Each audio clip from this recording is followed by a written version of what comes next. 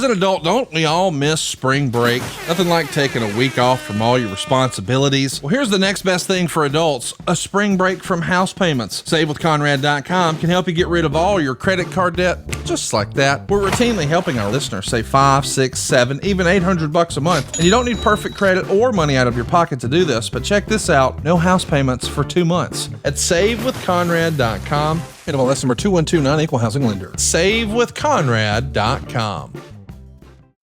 Hey, it's Conrad Thompson, and you're listening to Grilling JR with the voice of professional wrestling, Mr. Jim Ross. Jim, how are you, man? I'm good, man. Everything's great.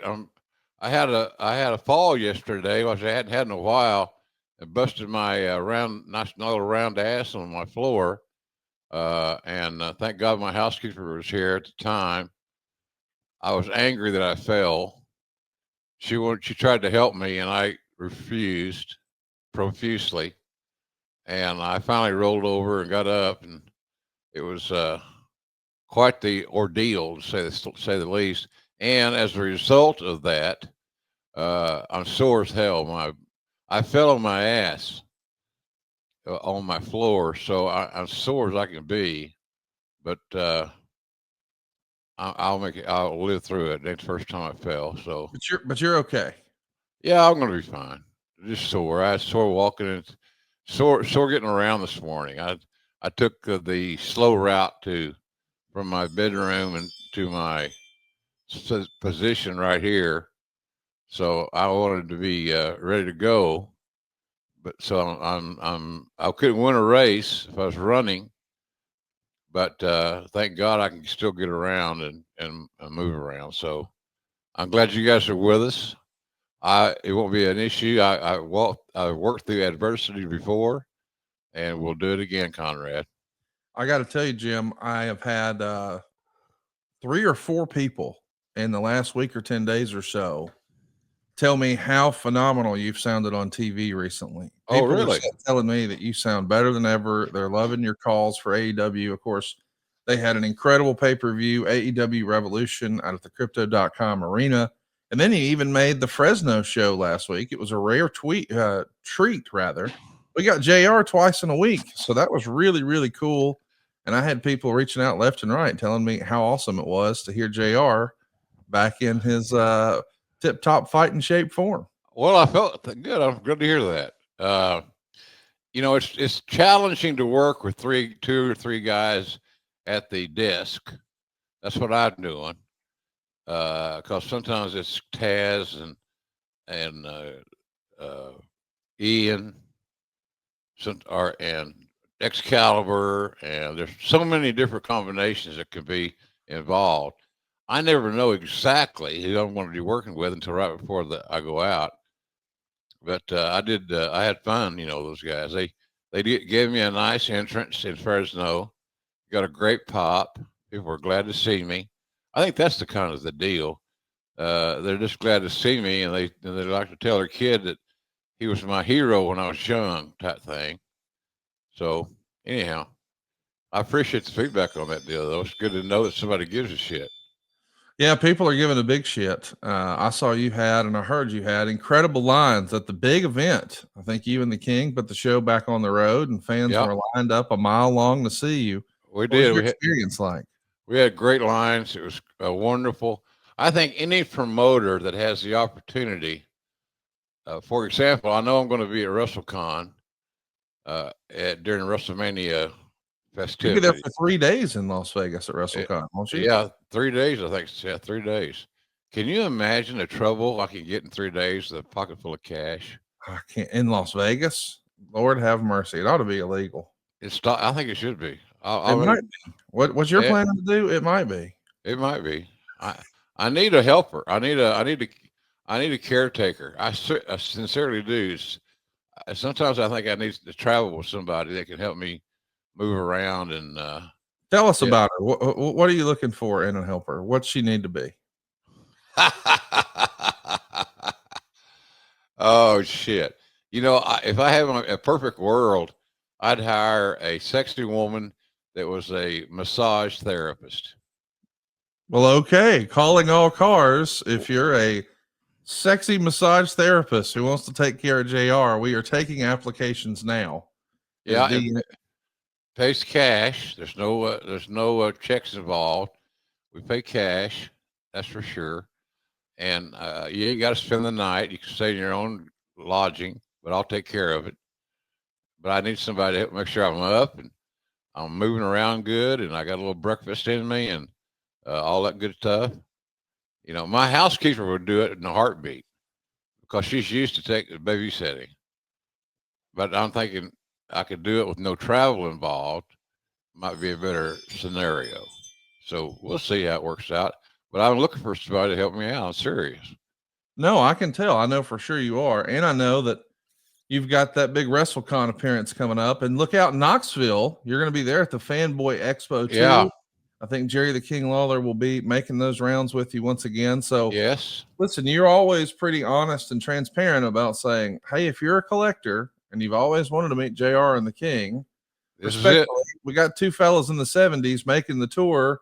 You know, not that the Eagles ever really had their final farewell tour, but this might be the JR and the King farewell tour. Don't miss them when they're in your neck of the woods. 3 days over WrestleMania weekend at WrestleCon in Knoxville, Tennessee. A rare appearance for JR and the King at the Fanboy Expo coming up. And I don't know if you've seen some of the feedback I've seen online, Jim.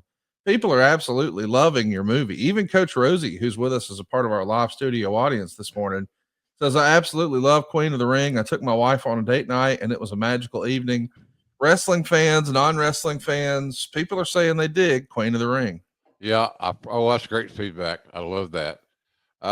Well, I'm proud of what we did. You know, I read that book. People want to understand my involvement. I read the book by Jeff Lean called Queen of the Ring. It's about Mildred Burke. I had met Mildred Burke with Leroy McGurk back in my rookie year. And she wasn't the sexy siren that she built her reputation on at that time. She was a little older, and she got jacked around by the National Wrestling Alliance. The NWA fucked her and took her money, and then they gave her no opportunities to book her women in the NWA shows, including Mildred. Mildred was a tremendous talent, and her story of a single mom. You know, when your husband puts his son with you on the road, with the all intent and purposes of having sex, it gets to be a little salacious. Now, so Mildred had that scenario. Billy Wolf's son was servicing Mildred in the name of his dad, who took his penis and made sure he took care of the other girls. You know, as Mae Young told me one time, Billy Wolf was hung, but he couldn't get hard. That's what Mae Young told me. So I don't know if that's true or not because I didn't experience it. It never was, but nonetheless, it was a great story. And Mildred survived. She worked through all that shit as a single mom, as a single woman in a man's world. And I can tell you from experience that the wrestlers back in the day were not kind to the women whatsoever. Anybody that says they were is a liar. They weren't there. I was there. I saw women dressing in janitor closets and in the hallway and things of that nature because the guys wouldn't give them an opportunity to dress in the locker room. It was terrible and embarrassing. But somehow, some way, she made it work. She just persistent and refused to quit. So that's kind of the story of this movie: is a single mom refusing to quit in a man's world, and so far so good. You know, I think the movie's doing really well. And if you haven't seen it, I encourage you to go take a peek because it's worth your time without a doubt. I got some good feedback from people that went to see the movie and liked it. There it is. Thanks, Bull. But that young lady right there had to learn to wrestle. She was playing the role of Mildred Burke. Look at those arms. She had to build. Those are not fake biceps. She had to make herself look like Mildred and take bumps. I talked to her before we started and she was sore as hell. Every part of her body was sore because she wasn't used to the physicality that she experienced in the early going of the movie. But you'll notice in the movie, she took her own bumps. I like the fact that some of the AEW women were involved. Camille had the role of Jim Byers, the big superhero that Mildred had to deal with, which was a great story. And of course, she had talents there that were like the Mae Young character. That was important because they put the Mae Young character side by side with Mildred as Mildred's enforcer or policeman, shall we say. And back in the day, there were a lot of policemen, but nobody screwed around with Mildred as long as Mae was hanging in. So it was good. I wish Mae had a bigger role. It was great. I enjoyed it. So I hope fans will take a chance, take an opportunity to go look with a Queen of the Ring. I think you won't be disappointed. And for historians, if you perceive that you're a historian or you like a documentary type scenario, this is it for you. It works out really well. So I hope you'll take a look at it. By the way, if you're a Rotten Tomatoes fan, I recommend you even check out the reviews there. You'll see scores of 74 and 91. Critics who never like anything, 74% of it recommend Queen of the Ring. That's pretty doggone good. Yeah, I'll take and amongst the actual attendees, fans, ticket paying customers who actually saw the movie, gave it a 91% approval rating. So highly recommend Queen of the Ring in a theater near you. Be sure to go support this and check it out. It's good for wrestling. It's good for Jim, and it's dedicated to Jan Ross. So if you're a wrestling fan and you've got a non-wrestling fan in your life, take them to see it. Check it out. You'll be glad you did. I was very moved when Ash told me how he was going to do that and use Jan as a motivation. She was always my motivation, but she would have been very proud of this movie and very proud of the fact that she got recognized, because she encouraged me wholeheartedly and strongly to share my thoughts on the book. So I read it again. So it's the only book in my life I've ever read twice, and so she got that was the motivation behind it. And then Ash and I became friends over the years, and he was looking for some projects. I said, I got one for you. Let's make a movie of Queen of the Ring. So he worked it out with Jeff Lean, and Jeff, of course, gave it his approval. And so my idea came to life. Little did I know how much it came to life. But I'm very happy and proud of what we produced and what we put on tape or film. So it's a good story. And it's a true story. It's not a bullshit wrestling deal. It's a true story. And I think that's important to know that, you can still get involved and mostly invested in a true story about a single mom who had this desire to become a star in pro wrestling, which the men dominated. You got to understand that the guys didn't want the women there. They had no desire to compete or be a teammate, so to speak, with the women. And when the women came in, like McGurk, I'll give you an example. In the mid Atlantic or mid South territory, when Leroy McGurk was running it, and Cowboy Bill Watts was helping before Watts bought in. The women would be booked, and when they were booked, let's say 4 of them were booked, that meant 4 of the guys, the regular guys, were off. And when you're off and didn't wrestle, you didn't make any money. And so the women got heat all automatically because of that situation. They were just off. So the underneath guys, preliminary guys, shall we say, were guys that stayed home and didn't make any money when the women were there because the women took their spot. It created heat unnecessarily, but that's how it was. And so the guys that were still in the locker room when the women got there were not waiting with open arms. It was a different ball game. So the women dressed wherever they could find a spot. Yeah, that was unfortunate to me. I just thought it was terrible. So, but anyway, that's what the guys. And I can understand the guys' point of view. There should have been a way to incorporate everybody on a card, make it a big super card type thing.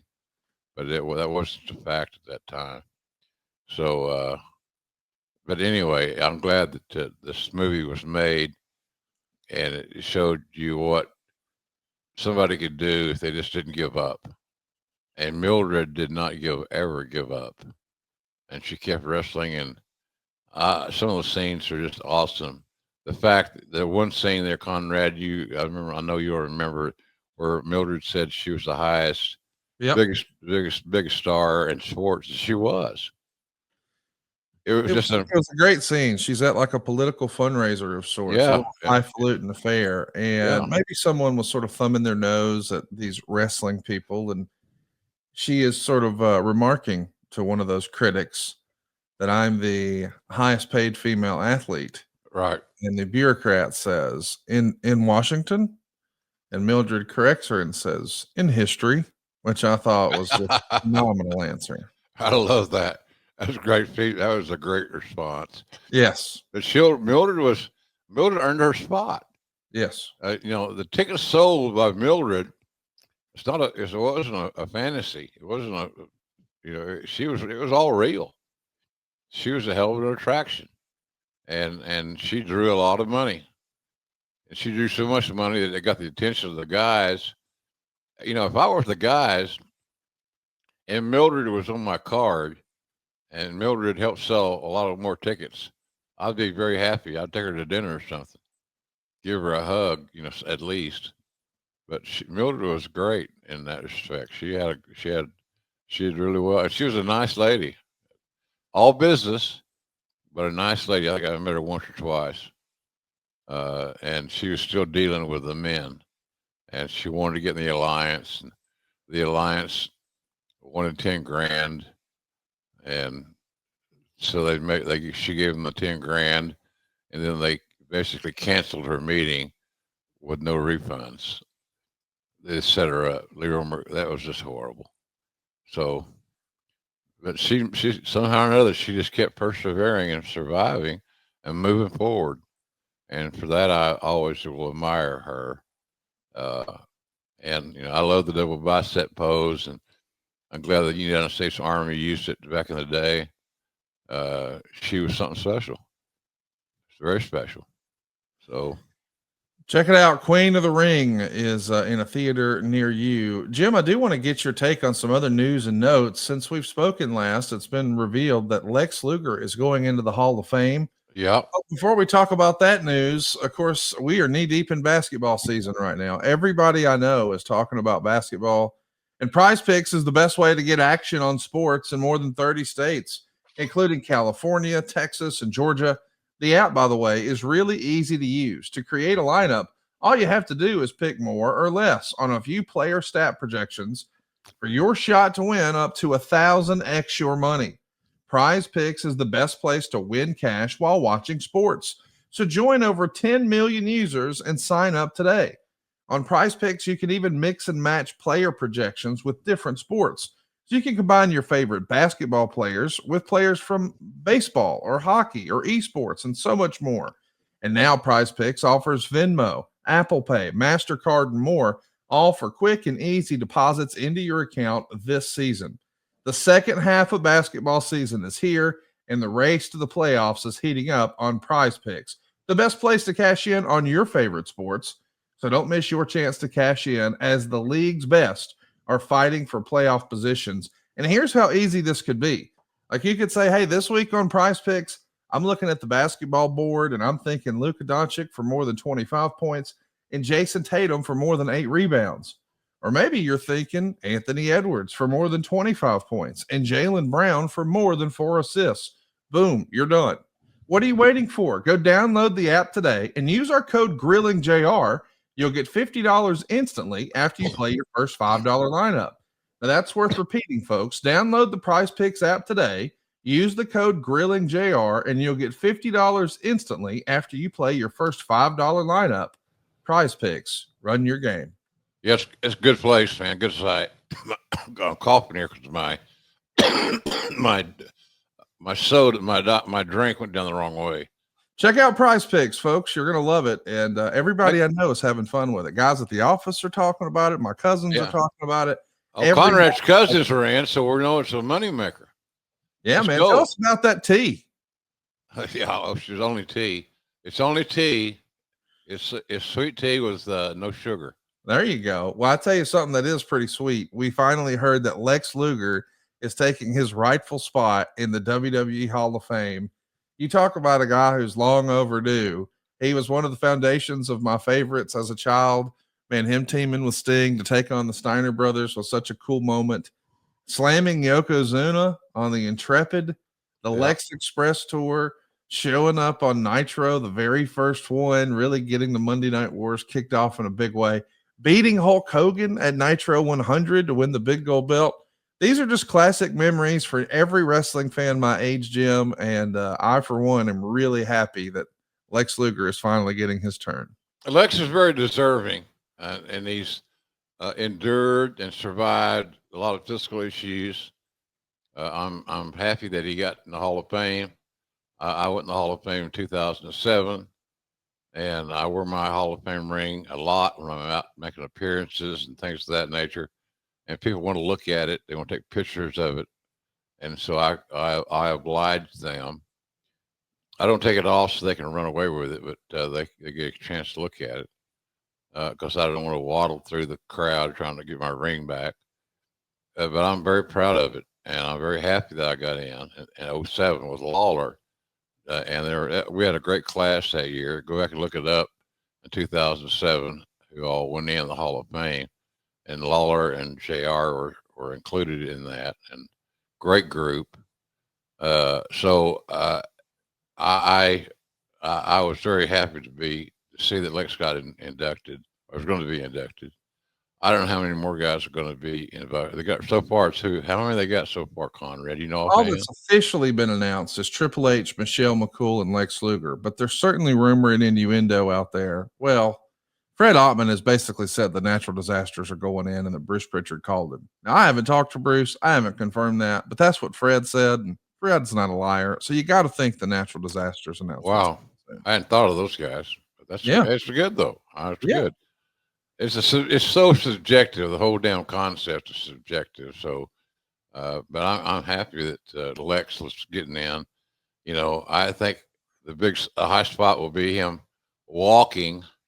Come on to the podium to accept his award.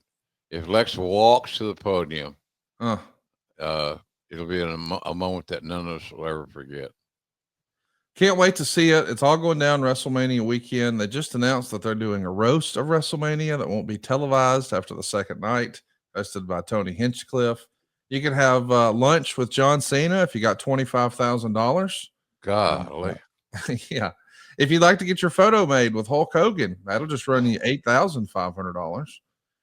If you'd like to actually step on Cody's bus, well, if you got $8,000, you can see what the inside of that RV looks like. Wow. This is a whole new WWE right now, Jim. Boy, it really is. That's amazing. Those prices, you think those prices will hold up? Is my question. Check this one out. You can get your photo made with Triple H and Lex Luger. Just run you $8,500. That's it, Jim. For $8,500, that's all they want for a photo with Triple H and Lex Luger. Come on. Well, it's a business decision. I'm not going to knock the business decision. It's something I wouldn't be myself involved in. I can tell you that Lawler and I at WrestleCon, adjacent to WrestleMania, where a lot of the talents will be, because everybody can't be at a WWE event. We're going to be there, and it ain't gonna cost you that $8,000 for the week. So you know, we got a good deal going on, and we appreciate everybody's business, but it's affordable. You can come and get these autographs and these photo ops, Lawler and I, for a whole hell of a lot less money than normal. And I still think that our team, our broadcast team, knowing that we're both in our 70s, as you mentioned earlier, Conrad, you know, that being morbid, how many more of these do we have left in us as a team, as a pair? because once one guy gets sick, or like me yesterday, falling in my own home, boy, I busted my ass. Golly. Well, I'm glad my housekeeper was here. I cussed her out for trying to help me up. I wanted to get up on my own. Yeah, fuck her for trying to help you. How dare she try to help you, Jim? I know. That's what I'm saying. I told her to stand back. This bitch. I'm getting up. Hey, speaking of stand back, did you see Vince McMahon sitting courtside for the Knicks game on St. Patty's Day this week? How crazy was that?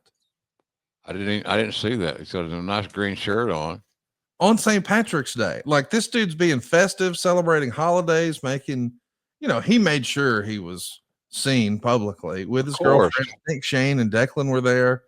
A lot of people are sort of scratching their heads wondering, he was at the Super Bowl last month and at the Knicks game this month. That's a little different for Vince. What's who was he with?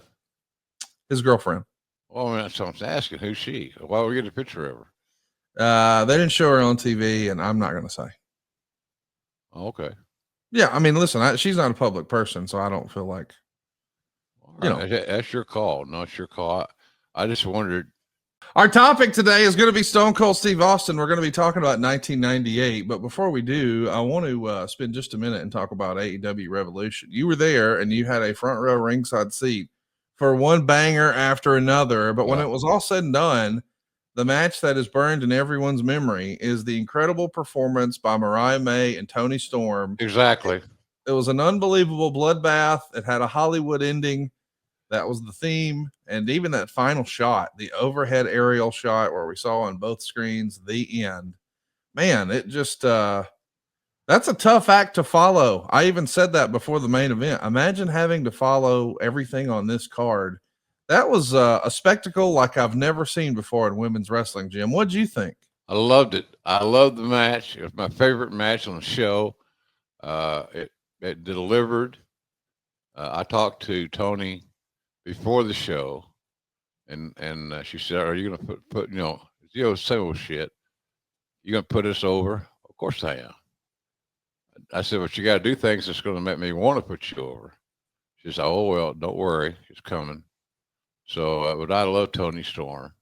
I really do. I told Tony Khan this. I think she's our MVP. She just delivers, man. And even she got some color, and that really accentuated the match, the dramatic aspect of the match. It worked. It worked like a champion. So, Toni Storm is a tremendous performer. And if you get a chance to like her, then you'll be great. Since she's just terrific. I love to watch her work. She's great backstage. She's great to talk to, and she had a really tremendous outing with a younger Mariah May, who's Toni Storm is helping make a star out of, and that's where I see it. I think that's. I'm glad you liked the match because it was awesome. I really want everybody who hasn't seen it, go out of your way to see it. I guess it's only a matter of time before we see some of those pay-per-views on demand. And Jim, it was announced that now you can actually order the AEW pay-per-views on Amazon. That feels like a big deal. You want to be easy to buy from. It feels like everybody's watching something on Amazon these days. And everybody's talking about the perfect gene. The perfect gene has truly redefined what jeans can be. No more crushed nuts or saggy diaper butts. Woo-hoo! Just pure, soft, stretchy perfection. You see, life's too short for denim that fights you every step of the way. These jeans move with you, whether you're chasing kids or tackling chores or just chilling like a boss. Over 400,000 old, young, big, and small men agree. Imagine denim that's so stretchy it's yoga ready, but sharp enough to turn heads and comfy enough that you'll forget you're wearing them. Well, until someone compliments you. What can you do in the perfect gene? Well, you can rescue stray cats like a denim superhero. You can man spread during game night, and you can break some hearts and pull some muscles on the dance floor. The perfect gene has 6 fits, a size range from 26 to 50-inch waist, and links up to 38, giving you over 5,000 ways to find your perfect match. Whether you're thick, skinny, short, tall, no matter where you fall, the perfect gene has you covered.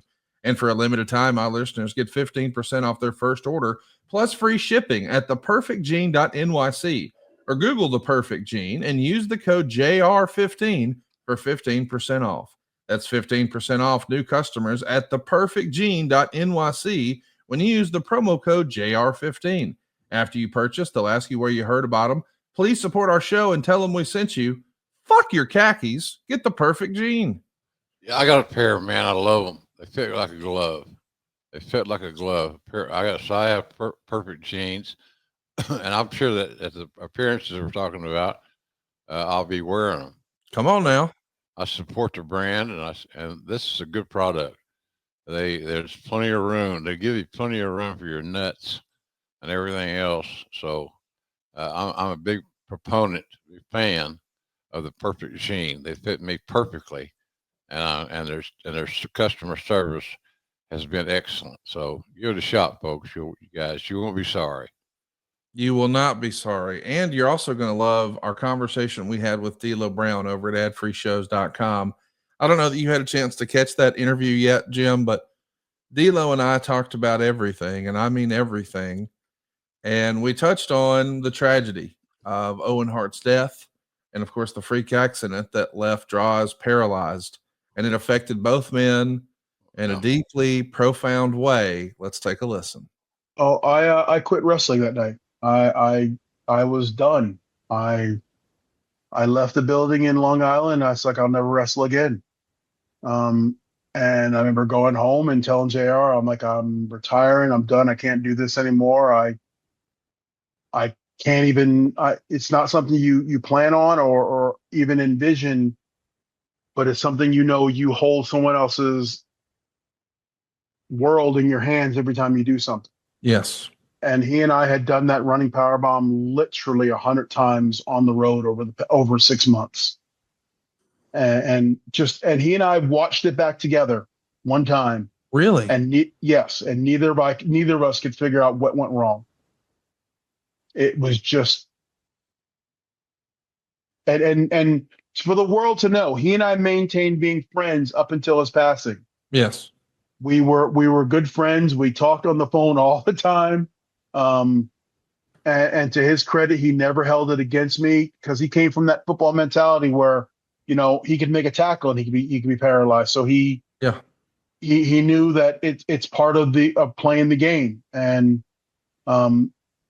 once again, I'll give credit to Jim Ross. He let me sit at home for a week, and then he started calling me.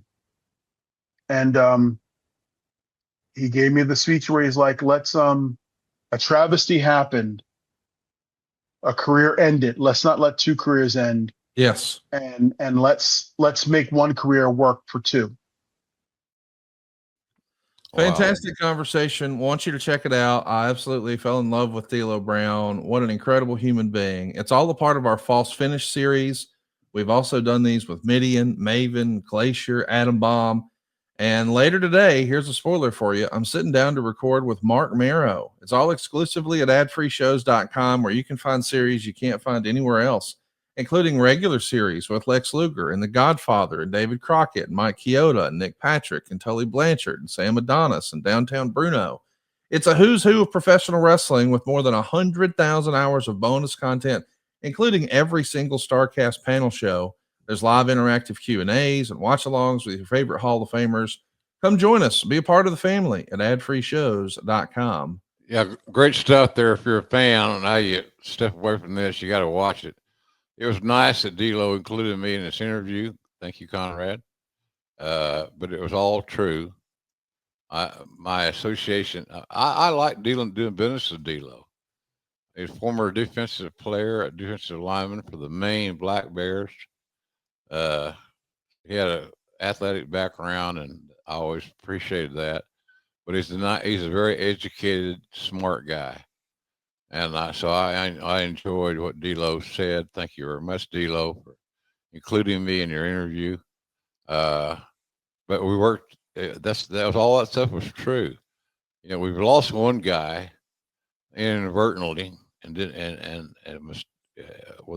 because a mistake was made. Let's not lose two guys. We need to get the other guy back. And so however we made that work, getting D'Lo's head and making sure he was happy, was what we did. And, nobody in my office at WWE at the time asked any questions about, why are you taking care of D'Lo? He's a preliminary guy, but he was a wrestler and a good guy, a good human being. So I wanted to make sure that good human beings are dotted in our lineup, and that would include a D'Lo Brown. So he did well. D'Lo's a very smart guy, and he endured what was going on and made it work. So I'm very proud of D'Lo Brown. He was involved in a tragedy that none of us will ever forget. I was on the road with Stone Cold at the time, doing a shoot, and I think it was in Michigan, but he was deer hunting, and so I made sure that we took care of that matter, and we got the word that how the accident went down, and neither one of us were there. It had affected both guys tremendously. So I just want D'Lo to fade away in the background, and it'd be one of those deals where you just don't hear from a guy again. It's not good storytelling. So it worked out fine. At the end of the day, D'Lo got back in the game, and was one of the a true star. There's no doubt about it. He just didn't get the credit. He's known for one thing, and that's the Duras incident, Conrad, and that's not fair, and it's not right. He's got to be known for more than that. And D'Lo was a very prominent member of the Nation of Domination, and I loved that group back in the day. They were entertaining as hell, and they served their purpose. They're a great team, great unit to be involved in, and we had a lot of fun with that. So I'm glad that D'Lo was speaking on it, and congratulations to you for getting that interview, because it's a key interview. Fantastic. During the interview, he revealed that if he's ever fortunate enough to be invited to join the WWE Hall of Fame, he says he only wants to go in if they'll put draws with him. What a moment. Check it out. The entire conversation, adfreeshows.com. Our topic today is about a friend of yours and one who's going to be back WrestleMania weekend.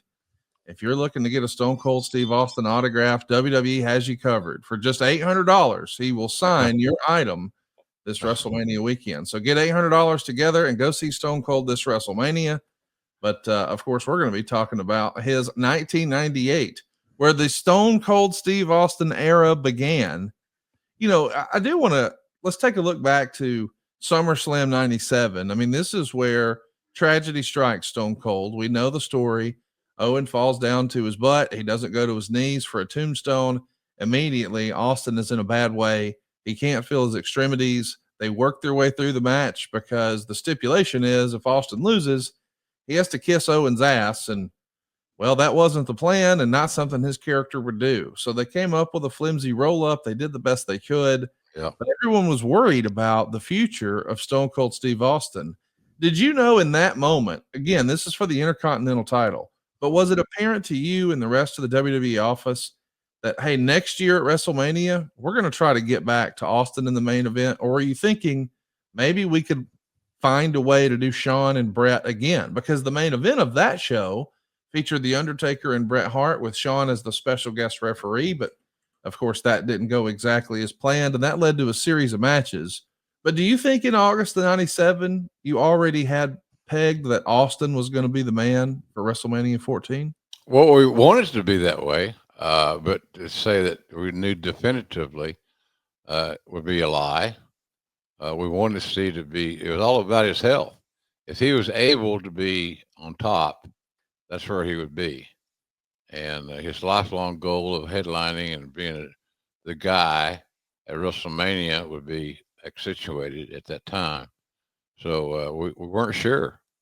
We knew what we wanted to do, but we weren't sure that we could do it because of his health. It's all about Steve's neck, quite frankly. Was the feeling in the office, and even Brian Danielson in the following generation would say that after an injury like this, he had to change his style. And I know that Danielson was saying that he could adapt his style to be a safer for his neck kind of style. And we know the kind of performer that Austin was before, but respectfully, eventually people just wanted to see punching and kicking and stunners and beer drinking and middle fingers. So a more brawling style could work. Is Yep. that something that you guys are thinking that Steve can adapt to? Are you having those type conversations? Or do you remember there being even a conversation about we just got to change the style a little bit, but you can do it? I think that latter part is probably where we were. I had a lot of talk with Steve. I've been a friend of his, that we need to just tweak his presentation a little bit and give the people what they wanted. The fans wanted brawling. The fans wanted him to be hammering the other guy with his right hands and kicks and stomps and things of that nature. So I said, "You're going to be fine. The fans love you, and what they love is you. They love your persona, your presence, and so forth." So that's kind of how I approached it with him. That we're still in business. We're doing good. Just you got to get healthy enough to go out there and stomp and kick and not unusual for a babyface to be his style. I mean, when Cowboy Bill Watts would come out of retirement in the Mid South territory back in the day, that's what you got. You get a cowboy is 300 pounds, a little older than a lot of the guys at that time. He would we would use him, and all it was is I can never forget the night that he was talking to the Midnight Express in the locker room before the show, and he made a fist, and he told Cornette's guys, "You see this? This is what you run into all night. This is where we are. This is what we're going to do." And Bobby and Dennis, Stan Lane, I don't remember who all was in Midnight at that time. They understood you're going to take big bumps, and you're going to run into Cowboy's fist until the finish. And at the finish, Cowboy's going to go, "You guys are going to do the favor." And that's how we did. It was simple as hell. Run into this, meaning run into my fist. And they did a great job of feeding their team and running into Cowboy's fist as often. And of course, you had JOID, who was also a brawler. And he was another, I think he might have worked under a hood, I'm not sure. But as Stagger Lee. But it was a great program. It worked out fine. And I was happy to be there to be a part of it. It was just a part of wrestling history that we won't forget. Something none of us will forget is after the Royal Rumble in 1998, the very next day, that's where we see Stone Cold Steve Austin have his confrontation with Mike Tyson. This goes viral and gets headlines everywhere. Of course, we know Mike Tyson had been suspended by the Nevada State Athletic Commission after biting Evander Holyfield's ear. He's going to be unable to have a sanctioned fight. But that's what the scuttlebutt in the media becomes. Will the Nevada State Athletic Commission, headed up by Mark Ratner, allow, a friend of JR's, by the way, allow Mike Tyson to compete at WrestleMania? That was the speculation once upon a time that we were going to get Mike Tyson versus Steve Austin at WrestleMania 14. Was that ever even discussed, Jim, that you recall? I mean, we know what wound up happening. He's the enforcer and he's going to side with Austin and all that. But was it ever discussed, like, what if he did some physicality? Yeah, it was. Casually, it was discussed that we'd have Austin versus Tyson, but Steve wasn't physically up to the challenge, and Tyson wasn't prepared to be a competitor. So we did the best we could. We gave Mike a role, and a role that made people talk and made Austin react. Ironically, their first confrontation was in Fresno, California. Yeah. And I remember it well. Now it brought back a lot of memories because AEW was there this past week, and when I was there, So I enjoyed that little memory lane type thing, but it packs. The tickets for Fresno were hard to come by. The lines are long. It was just amazing how that worked out. So, uh, it would have been a cool thing to have Austin versus Tyson, but we did the next best thing we could, and made him an enforcer, and then eventually showed that Tyson was not a heel. He turned babyface with Austin, and it worked out famously. It was what a media sensation it was. I don't think we can give the proper context now what a megastar Mike Tyson was. It was on ESPN, it was on Sports Center, it was on Fox Sports. The Associated Press had it. The USA Today was speculating about it. I mean, Tyson really shined a spotlight on WWE that they hadn't Yeah, had at that point in years. Would that be yeah. fair to say? Oh yeah, absolutely. It was chaotic and exciting, and Mike loved it. Mike's become a good friend of mine over the years. He's appeared in AEW several times, which we always appreciate and enjoy. But he was very Mike was very cooperative. He was very ready to do whatever role was there. Mike would have wrestled Stone Cold if Stone Cold would have been amenable to it, but Steve knew better, and he didn't, and that never came to fruition. But what we did was with Austin and Tyson worked. Like you said, every media outlet in the country was covering it. Everybody was interested in what was going to happen, and so it worked out well. Mike Mike gets it. He understood what the business was about, and he played the game. So it worked out pretty damn good. I was glad to be a part of it. I wish in a perfect world, Connie, we would have had Austin and Tyson, but that wasn't going to work. Steve was leery of that particular booking, and so he wanted to do something else, and we did. We should mention that this episode of Monday Night Raw with Mike Tyson and Stone Cold Steve Austin does the largest rating for Monday Night Raw since the Monday Night Wars started.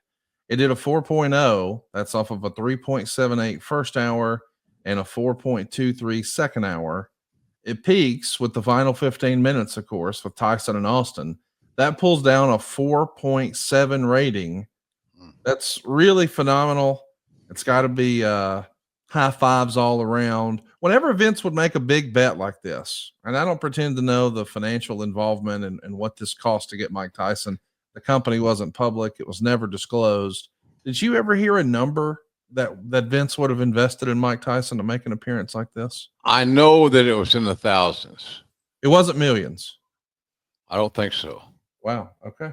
But I know that we kept, and the original piece of business was Tyson needed X dollars, whatever it was, so many $1,000. But he kept coming back for more money, and that was a little bit, a little disgusting because you made a deal, but Tyson was needing more money.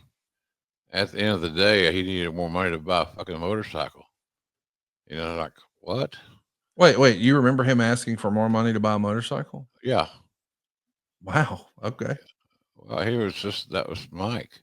And the irony was he got the money. We wanted to keep him happy as we could. Sure. But in order to do that, we needed to make sure that we could continue to fill his pockets full of cash. And as long as we did that, everything worked out just fine. When Vince makes a big bet like this and he's got a new investment for hundreds of thousands of dollars, and I want to remind everybody, we're just 2 months removed from Bret Hart leaving because Vince couldn't afford his contract. And now he's making a huge financial commitment to Mike Tyson. These days, that doesn't sound like a big deal, but back then, this was a major risk for Vince McMahon. When the ratings come in and you realize that This is our best rating since the Monday Night War started. When we were head to head, Nitro did a 4.04. Raw was a 3.84 in the head to head portion. It feels like a vote of confidence that, my goodness, we're on to something. We got a hit here. Was it high fives all around when Vince's big bet paid off and these ratings came in? Yeah, I think so. I think I remember that being a good day at the office. The ratings are amazing, and Mike popped the number.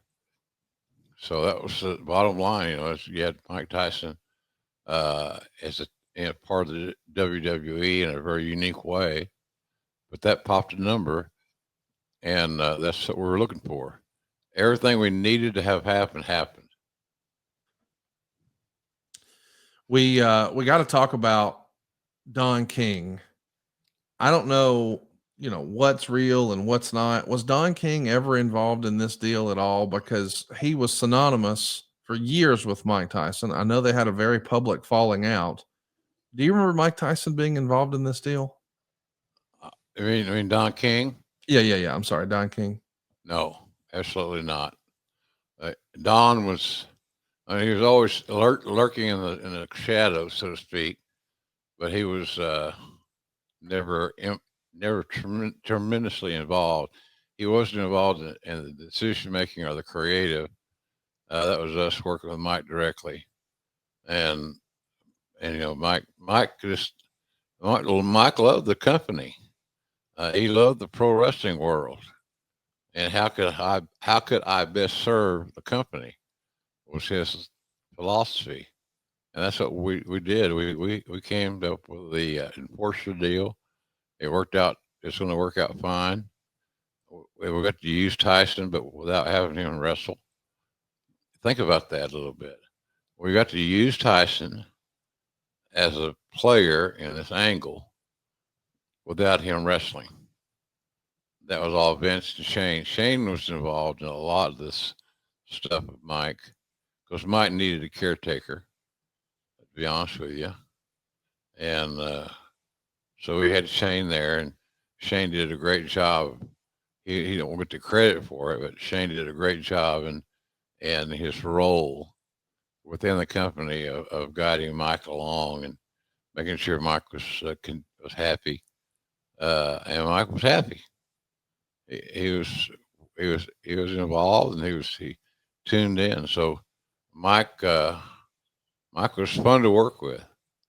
I know I did an interview with him. It's kind of a lost interview. I don't know where it is, but there was an interview out there where I talked to Mike and did his interview, and it worked out beautifully. Mike Tyson was born for the pro wrestling business, and he did a great job for us. A question, and then his reveal at the end of the story was chaotic and amazing. It worked out fine. So It did, but it didn't look like it at first. This that's whole right. Mike Tyson Don King thing is going to come to a head on the way to WrestleMania, and before the breakup is public, Don King actually goes on television and does an interview where he's saying that, or sort of hinting that the Nevada State Athletic Commission will not let Mike Tyson compete at WrestleMania. So even if he wants to fight Austin, he can't. Now, of course, privately, Mark Ratner, who's a big wrestling fan, says, Yeah. "Hey guys, wrestling's entertainment. It's not sports. We have no problem." But even Mark would tell friends at the time that he believed that perhaps WWE, but certainly Don King, was trying to make the Nevada State Athletic Commission into the heel in this situation. They were trying to run a wrestling story and run an angle and make the Athletic Commission the bad guy. I know in real life you're friendly with Mark Ratner. What can you tell us about him? Very much. Great guy. Mark and I are great friends this very day. He sent me a text the other day. He was someplace for USC for Dana, and I responded because he was in Brazil or someplace. So I hear from Mark all the time. We're still great friends, and it's not based on just the Tyson thing. He and I are friends. I knew at the end of the day, we might not, Tyson may not be able to work, but we also knew that Austin did not want to work with him in the wrestling match. It just was it was going to be too dangerous, too hard for a guy with, bad legs and a bad neck and all these bad things physically. So, but Mark is a great friend, and he loves wrestling, and he understands the difference in pro wrestling and pro boxing, for example. I mean, there is a difference. Let's think about it. So, Mark's a good man and a wrestling fan, and he showed that in a great way. For Tyson to be the enforcer, we got to see what Tyson could bring to the table. His push, his shove to Austin that created a little bit of a chaos was enough to get people talking, and that's what happened. People talked, but in a good way. But ideally, we'd like to have had Tyson versus Austin in a ring. Sure, that would have been big money. But Mike didn't know how to work. That's not a knock on Mike. He didn't know how to work, and you're dealing with a guy that has some physical issues that you don't need to exploit, and so that's how Steve looked at it. But I'm a big fan of Austin. His 316 day was just a couple of days ago, and I saw online. Everybody was talking about it. It's pretty damn cool. But we had to make sure that our top star was protected, and I think we did that well with Mike and Steve. Well, something I bet Steve would co-sign is our next sponsor, Stopbox Pro. Listen, I hope you never have a need for Stopbox, but if you're ever concerned about having a break-in, or maybe you've got kids in your home and you don't want them to potentially access your gun, that's the category I fell into. Stopbox is your solution. Maybe we've all had a situation where your firearm was either not easily accessible because you wanted to keep it away from the reach of kids, but that means, well, in the case of emergency, it's not easily accessible. Or maybe it's unsecured. That's maybe even worse because now it's left vulnerable and, well, anyone has access to it. But the Stopbox Pro is 100% mechanical. So you never have to worry about it not working when you need the most. So you don't have to fumble around with keys. You don't have to worry about some batteries dying. It's mechanical. And all the Stopbox Pro products are proudly made here in the USA in their own facility. Not only does this ensure the highest quality craftsmanship of every product that they send out, it also creates meaningful jobs and opportunities for the American worker. Traveling is a breeze with the Stopbox Pro because it's TSA compliant. So you can securely and conveniently transport your firearm through checked baggage whenever you're doing airline travel. I should mention too that Stopbox has a huge range of other innovative products like the vehicle safe, the chamber lock, and other essential gear designed to keep you prepared and protected wherever you are. And for a limited time only, our listeners are now getting a crazy deal. Not only do you get 10% off your entire order when you use our code JR at stopboxusa.com, but they're also giving you a buy one, get one free for their Stopbox Pro. That's 10% off and a free Stopbox Pro when you use the code JR at stopboxusa.com. Discover a better way to balance security and readiness with Stopbox. One of the things that really struck me about this deal, it's a great deal, Stopbox USA, is the fact that it works, it's TSA friendly. Hell yeah. And that's a big, so if you want to make sure you carry your firearm or get your firearm to the location, your location, you can check it. Yep. And it'll work out just fine. Easy peasy. And so I hope that people get a chance to look at this offer. It's a great offer. Stopboxusa.com/JR. You get 10% off. It's a good deal. So that's all I'll say. It's really a good deal. And if you have a firearm and you want to travel with your firearm, this is the way to do it.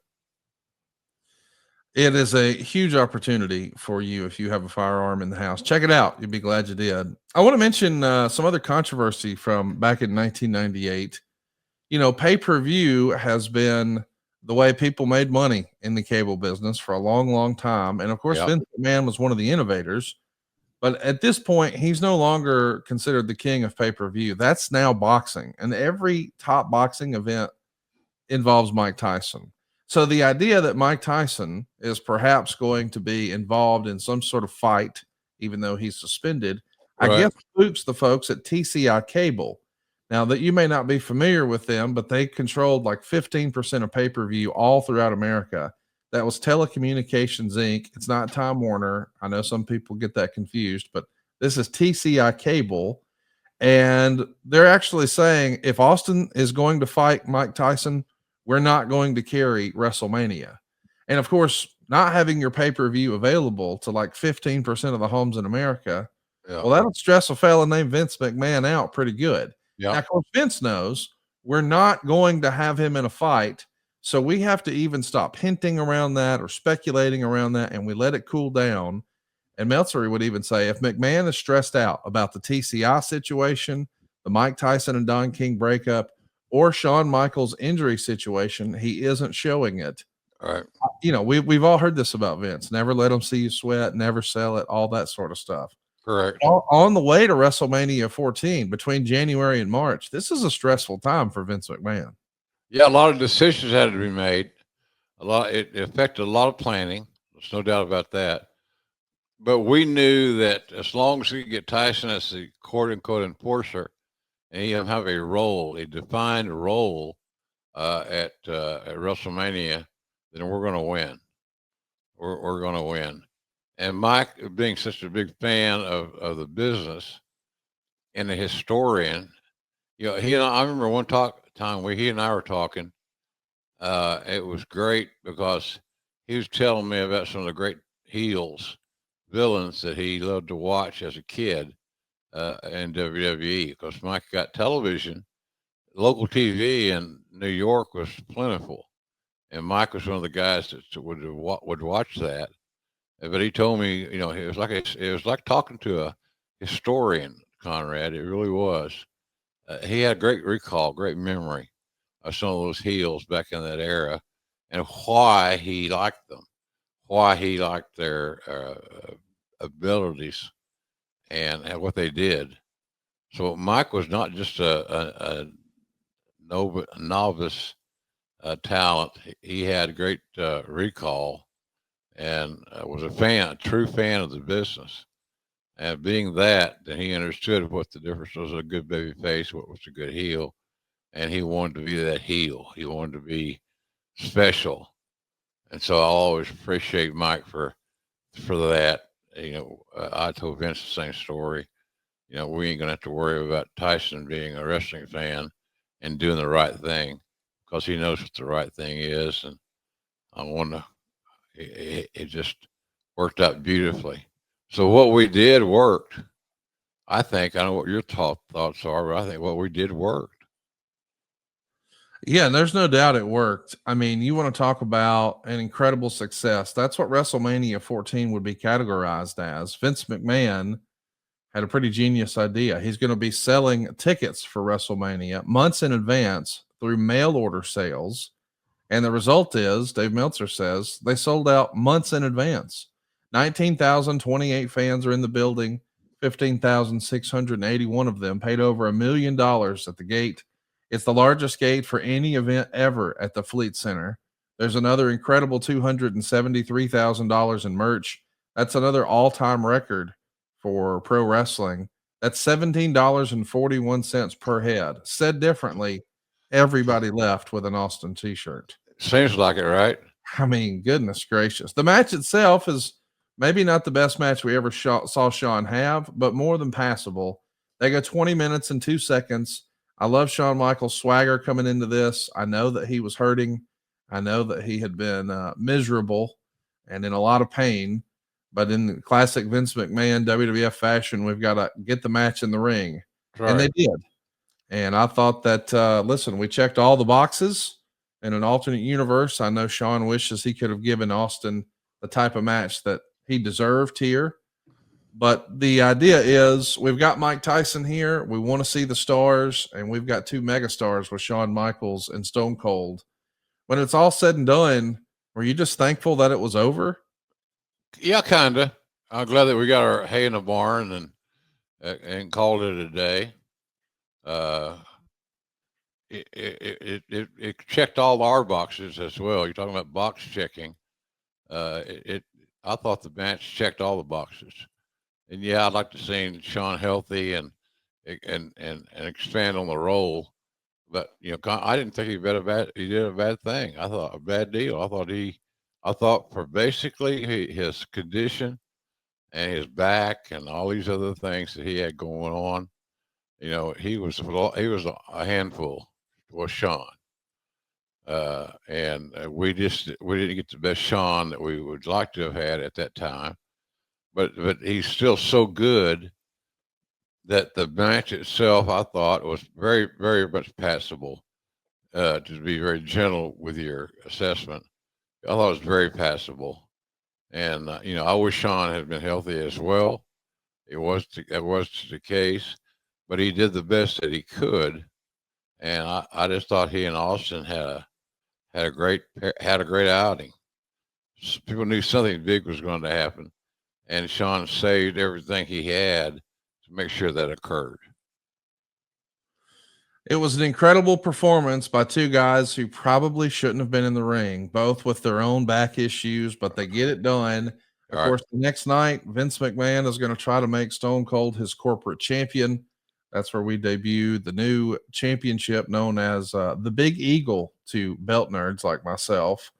But he also stuns Vince McMahon to really get that feud going. But fast forward a few weeks, and on April 13th, from the Core State Center in Philadelphia, Dave would describe it as one of the hottest 117 minutes of television in company history.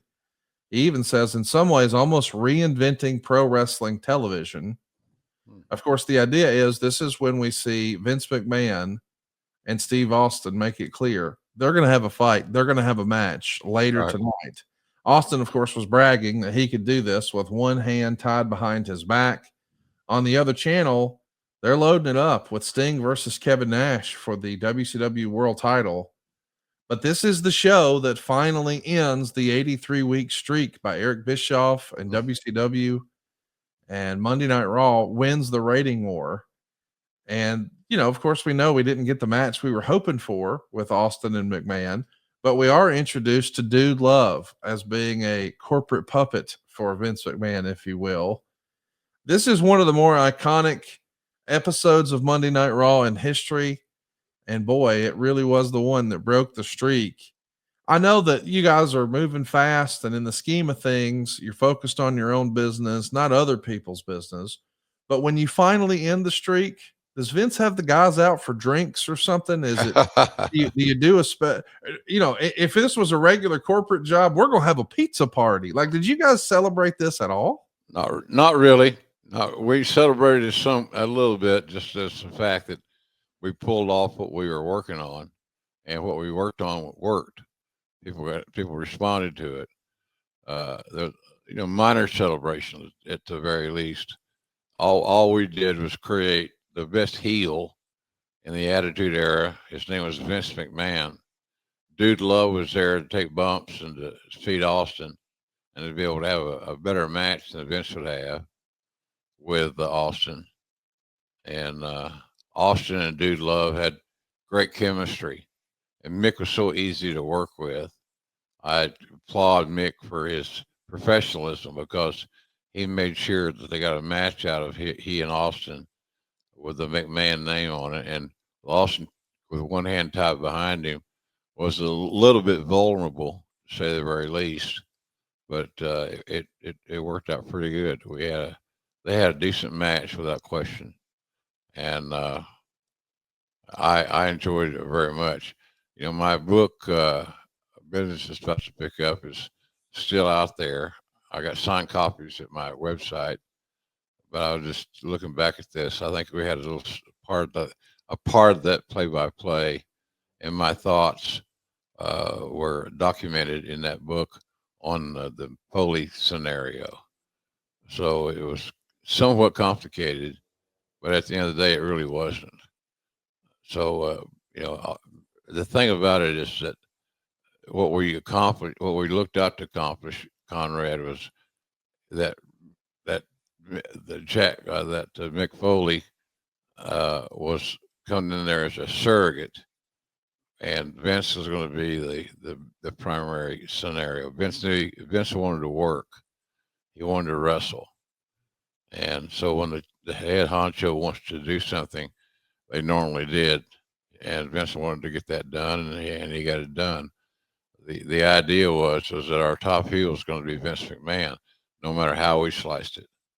So we needed to be able to get a match out of those two guys, and I think we did. I think at the end of the day we did. I can't remember the exact scenario, but It was a series of matches. Foley was a fantastic opponent. I mean, with the benefit of hindsight, people look back at those matches that they had in April and May, and people talk about those as maybe Austin's best opponent for 1998. Just phenomenal matches.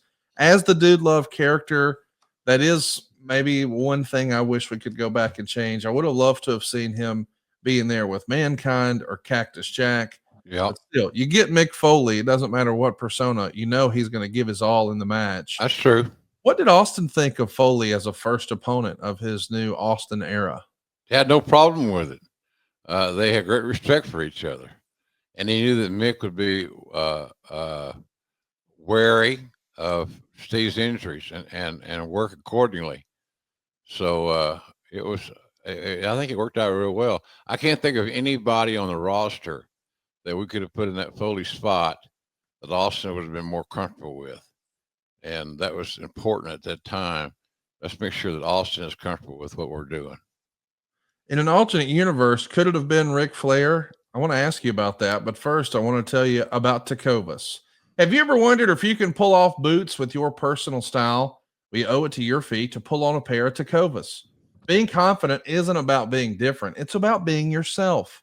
So find comfort in the traditions of the West and confidence from making it your own. Honor the West by leaving your own boot print. Tecovas crafts quality Western boots for everyone, from generational ranchers and lifelong cowboys to guys like me, first-time boot buyers. And every one of Tecovas boots are handcrafted with over 200 meticulous steps for broken-in comfort right out of the box.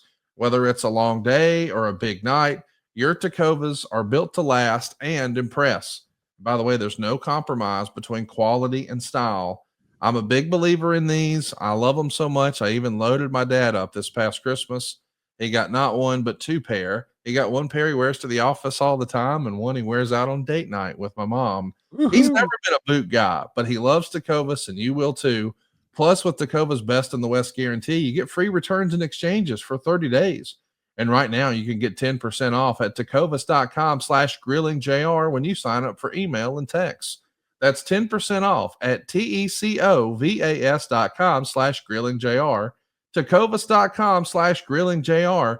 See site for details. Tecovas, point your toes west. I love my Tecovas. They sent me a pair, and they fit like a glove.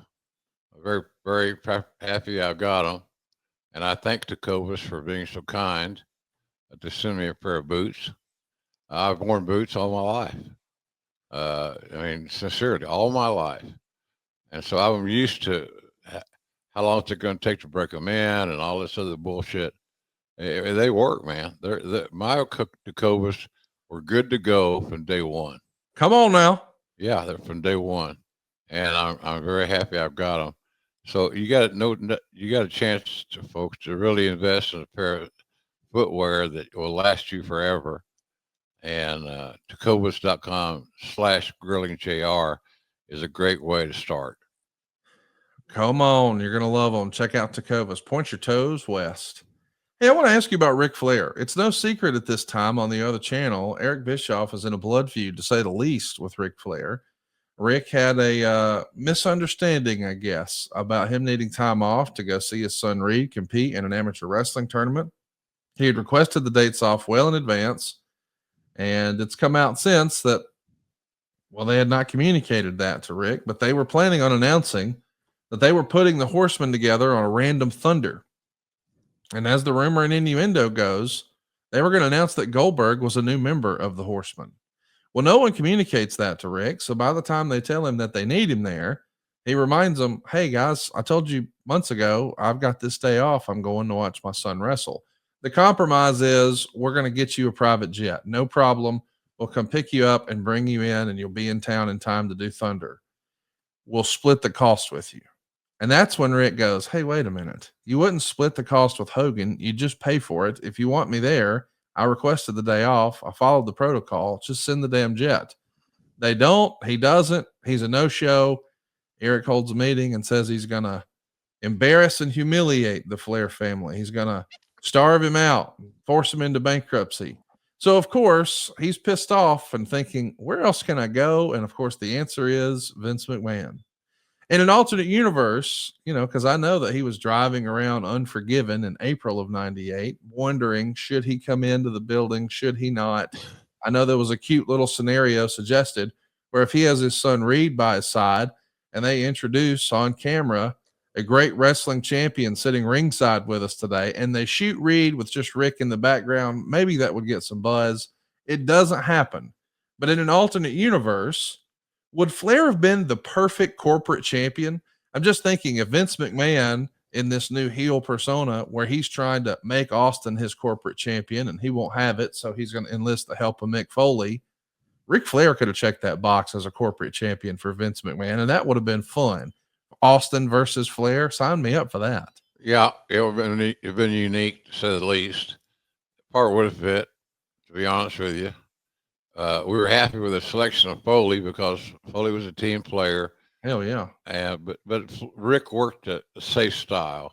That's one thing about Flair. I saw him. I made an appearance last week at the big event up in New York, and he was there. He passed by my table and was sure to say hello. Bret Hart was there. It was a good crowd, and it had a good roster. So it worked out really good. But it was good to see Rick, and he was very friendly. And he and I have always, more often than not, have been very friendly to each other out of respect. He respects what I do for a living and what I've done, and I respect the hell out of him for what he's accomplished. And he had big lines, but a great signing. So that big event in New York was a great signing, and I left there happy. I got my envelope. I felt like Polly Walnut, just worth my money, and I got that money, and it fit my envelope very, very nicely. So it was good. It was all good. But I'm sure Rick did well too, and but he would have worked. It would have worked. But we felt comfortable with Foley because Foley was. It worked out for us because we had control, and Vince had control of Mick because Mick had a WWE contract. So Vince is very pleased that we got Foley. Foley was there, very happy to do it, and Austin was happy with the selection of Mick Foley because Mick was a safe worker. Ironically, people are like, well, he's crazy. He's jumping off cages and cells and all that stuff.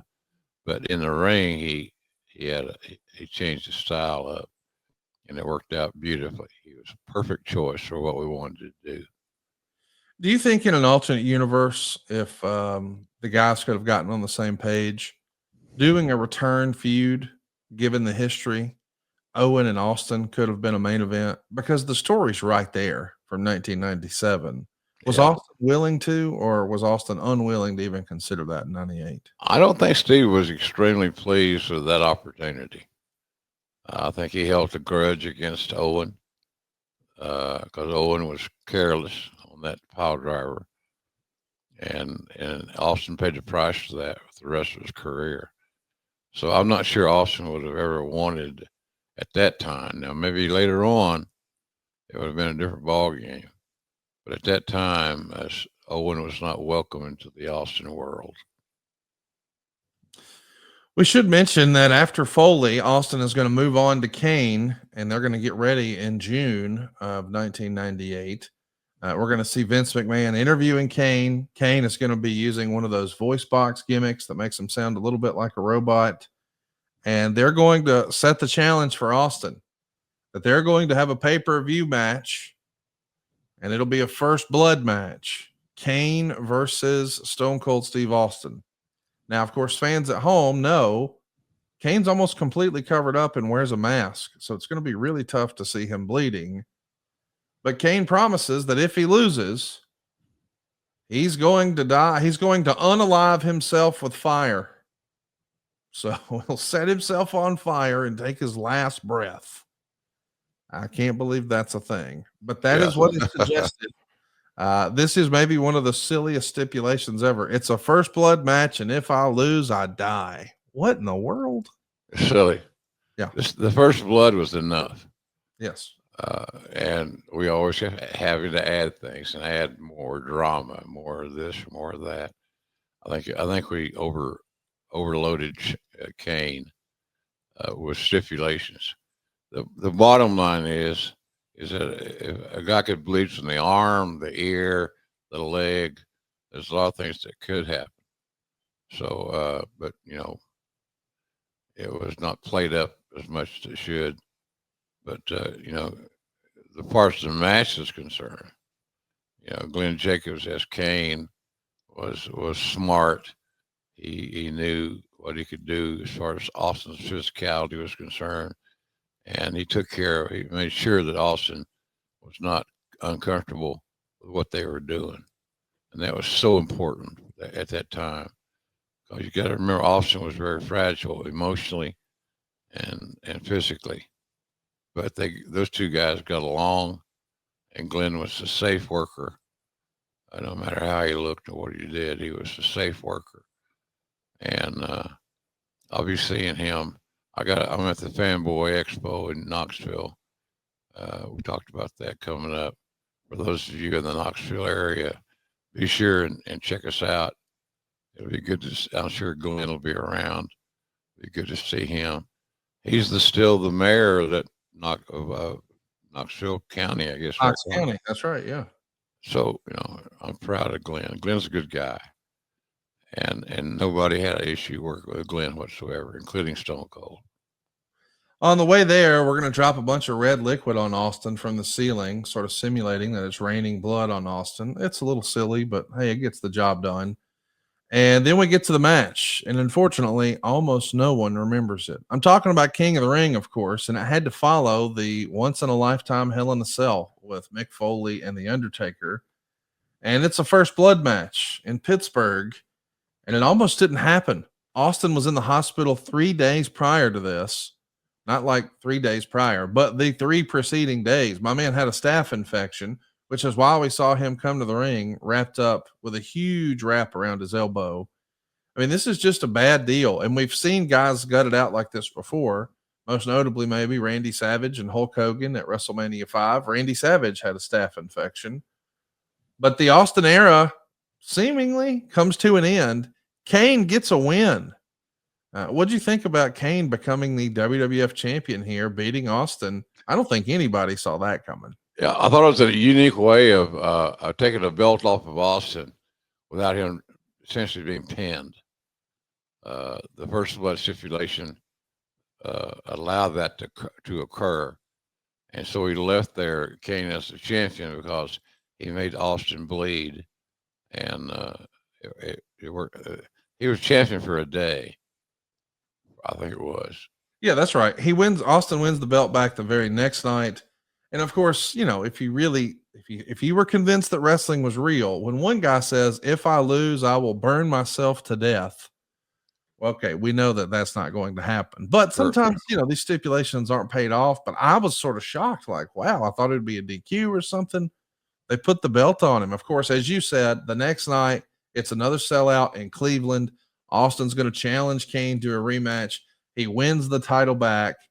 But it does feel like he's got like the worst luck ever with his health. Austin is just, not only suffering from the bad back and the bad neck, now he's got the staph infection. Is this just the worst timing for him to have this injury bug like he does? Yeah, we all had to gut it out because we had to make sure that we could accomplish what we wanted to as best we could with Austin's injuries. And credit to Steve. I mean, a lot of guys with a big staph infection like Steve had in his elbow would not even have been there. They've been home resting. So I always will admire Steve's commitment and his commitment to the whole team. And he went through a lot in this program to make sure that he stayed on television and that the title was adequately represented. So good for Steve on that one. He did a hell of a job. It was an incredible performance by Steve, for him to gut it out. And we're going to try to transition to show that the Undertaker was actually in cahoots with Kane. So after Austin starts the Austin era with Foley, Kane is up next, and now it's going to be the Undertaker's turn. And I think almost everyone agrees, for whatever reason, Austin and Undertaker just didn't have the best chemistry going into that SummerSlam. And I think it's also the first time that Austin got knocked out in the course of a match. I remember there's a moment where Undertaker's going for a backdrop. Austin kicks him in the chest. And when Undertaker brings his head up, his head hits Austin underneath his chin, and down goes Austin. It's a flash knockout. He's immediately down. The Highway to Hell SummerSlam 98. I mean, this is a record maker for WWE financially, but the chemistry with the two top stars here in Austin and the Undertaker, it's just less than ideal. And then you have a situation like this where there's a flash knockout. The fans are happy. The hay's in the barn, as you like to say. It's sold out. But I still know that Austin was disappointed in the match. Did you know that right after as well? Was that apparent? Yeah, pretty apparent. He wasn't happy with how the match went. And you're right. As much as I love the Undertaker, and I do, Mark Calloway is a friend. He's always been a friend. He's a friend today. I'm a big, I'm Mark Calloway, Mark. No pun intended. So I wish it had worked out better, but they just didn't have the chemistry, as you mentioned, that you want to see. And I don't know why that was. I just think that's how it was. That's how it was going to be. And but they got through it the best they could, and I remember it well. Or you'd think that the thing would have been a show topper, because of the status of both guys. But Undertaker and Austin never had the great match they both wanted to have. And I think that was because they didn't have the chemistry between each other that we all wanted to see.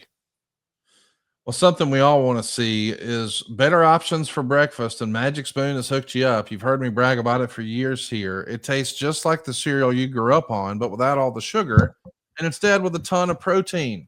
We all know that Magic Spoon is known for their high protein, zero sugar cereal and treats, but now they've got brand new high protein granola.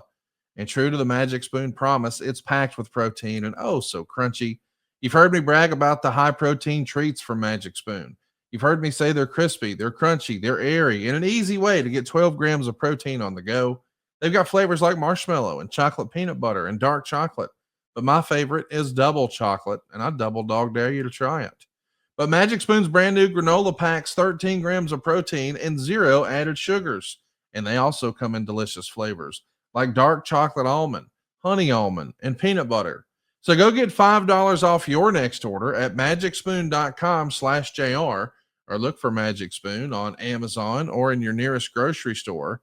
That's magicspoon.com/JR for $5 off. And by the way, if you can hear my voice and there's more month at the end of the money, can I recommend that we make your life a little easier? Let's do some spring cleaning on your finances. How about no house payments in April or May? You're done until June 1st. And come June, you're going to have a much cheaper payment. I'm routinely having conversations with people who are saying, oh, I'm waiting for the rates to fall. Well, the rates have been falling for weeks. Not only that, it's much cheaper than whatever you've maxed out on your credit cards. I just helped a family last week save more than $1,700 a month. You hear me? They saved $1,700. not one time, but each and every month, all because they spent 10 minutes on the phone with us. And you can do it too right now at savewithconrad.com. And it really is this simple. If you're in a 30-year loan, if you've got credit card debt, if you've got a second mortgage, if you've got a home equity line of credit, it's not a matter of if I can save you money. It's a matter of how much. Find out right now for free at savewithconrad.com. You can give us a call toll free at 888-425-0105. You can email me directly, Conrad@savewithconrad.com. And don't just take my word for it. Go see what people are saying about us at conradreviews.com. That's where you'll find over 1,700 five-star reviews. We're averaging like 4.75 stars. Find out how much money you can save right now for free, no cost or obligation, at savewithconrad.com. So one of the more... Great. That's a great deal, Conrad. Well, I got the wrong headset. Hold on. While JR is looking for his headset, I want to remind everybody that Blue Chew is a day one sponsor for us here. And you can have some better sex with Blue Chew. This is the sponsor that's been with us the longest, and boy, it's left an impression on JR and more than a few people in JR's life. JR is like a human suplex machine. If you the letters, he's a human sex machine thanks to Blue Chew. Blue Chew's the original brand offering chewable tablets for better sex. And starting now, Blue Chew's offering a combo so strong it'll knock your socks off and your neighbor's socks off. You'll have to move towns with the amount of noise you'll be making. Blue Chew Max is here, and it combines the active ingredients of both Viagra and Cialis and into one chewable. It's a combo that acts fast and it lasts. By the way, guys, you can be ready when she needs it, and you can even get your first month of Blue Chew free. You heard me, free. Great sex is just a few clicks away. You sign up at bluechew.com, you consult with one of their licensed medical providers, and once you're approved, you'll receive your prescription within days. Blue Chew's tablets are made in the USA. They're prepared and shipped directly to your door. And the best part is it's all done online. That means no visits to the doctor's office, no awkward conversation, and no waiting in line at the pharmacy. So make your life easier by getting harder and discover your options at bluechew.com. We've got a special deal for our listeners. Try your first month of Blue Chew free when you use the promo code JR. Just pay $5 shipping. That's promo code JR. Visit bluechew.com for more details and important safety information. And we thank Blue Chew for sponsoring today's podcast. You know, folks, Blue Chew works, and it really does. If it didn't work, common sense tells me that if it didn't work, they wouldn't be promoting it. They wouldn't be advertising it. It just because there would be no demand for it. There's a demand for the results that Blue Chew provides, and I hope that you'll give it a shot. We can't do any better than the first month free. I mean, that's a great offer, great opportunity. So take advantage of the opportunity and improve your privacy and your sex life. Because again, I hate to be redundant, but it works. And even for an old guy like me at 73, sometimes you need an extra advantage. Sometimes you need a little bit extra help, and Blue Chew provides that. If you're a young dude, this makes it amazingly better. If you're an old guy like me, it revitalizes your sex life, and we're never too old to do that. So check out Blue Chew. It works. As Conrad pointed out so eloquently moments ago, they've been with us since day one. And they've been with us since day one without missing a week. As far as I can remember, they've been with us. So give it a shot. And the free offer, it can't be any better. And you'll be really happy that you did. And you'll say, boy, this is a simple way to take care of this issue. It gives you confidence physically and psychologically. So I just can't say enough good things about Blue Chew. Not just withstanding the fact they've been a lifelong sponsor on our show, but again, for those of us that live here and use Blue Chew, we chew it up and it works. So give it a shot, and be sure to use our code JR to help you get your free month, and you'll be happy you did, Connie. It's such a great product. We hear such great feedback. We can't wait to hear yours. Make them holler, boys and girls. Go to bluechew.com and try that promo code JR. Get your first month free. Hey, let's talk about an interesting angle that happened in October of 98. It's when Austin brought a gun out and put it to Vince McMahon's head. Now, it's not exactly the Brian Pillman angle. Of course, we know Austin's going to have Vince pee his pants, and he pulls the trigger, and out comes a little flag that says bang. Of course, Dave would say in The Observer that this was basically lifted from a fairly unknown movie, the 1994 Kevin Spacey film known as Swimming with Sharks. Did you know when this angle was happening that this was loosely based on a Kevin Spacey movie, or what did you think of this gun situation? Well, I was not a big fan of it. The Kevin Spacey thing was not on my radar. But the idea was to make sure that Vince pissed his pants. This was a Vince idea. He wanted to do it this way. And Austin went along with it. You see Austin in his deer hunting gear, same gear he wore when I went to interview him in Michigan on the night that D'Lo Brown and Draws had their issue. But we just kept trying to figure out ways to use Vince as a heel in a heel role. And that was one way to get through it. The fans, Connie, the fans are so Austin affiliated and supportive. Whatever he did in that era would work. They loved to see him. They wanted to see him. And so Austin and Vince doing their little comic thing and comedic thing was, you got to look at what sold. Did you get a rating? I don't know what kind of rating we got that night, but I bet you it was pretty good. Yeah, very good. And I should mention, we're doing this in front of a crowd of sold out 13,000 fans. But what I want to point out is, we mentioned it earlier. It's not exactly the Brian Pillman situation.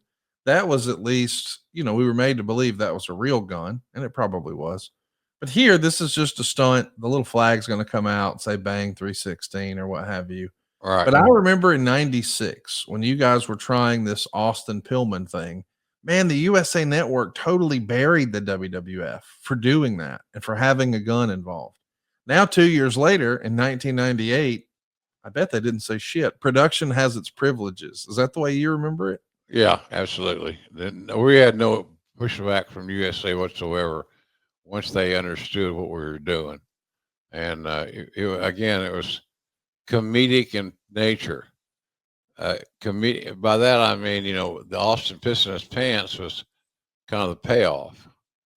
Or not Austin, but Vince pissing his pants was kind of the payoff. And it seemed like it worked out pretty good. But again, I'm not sure what the rating was. You'll know more about that than me. But I bet you it did a real nice rating. I do want to ask you about another story from October. The New York Magazine comes out with Vince McMahon on the cover, and he's going to basically say that the television character of Steve Austin is actually just playing the real life role of Vince McMahon. Oh. And it's speculated that the New York Magazine folks really wanted Austin on the cover, and Vince shut it down. Vince wanted himself on the cover. I've never heard that until we started doing research for this episode. He never told the folks at New York Magazine why he didn't want Austin on the cover.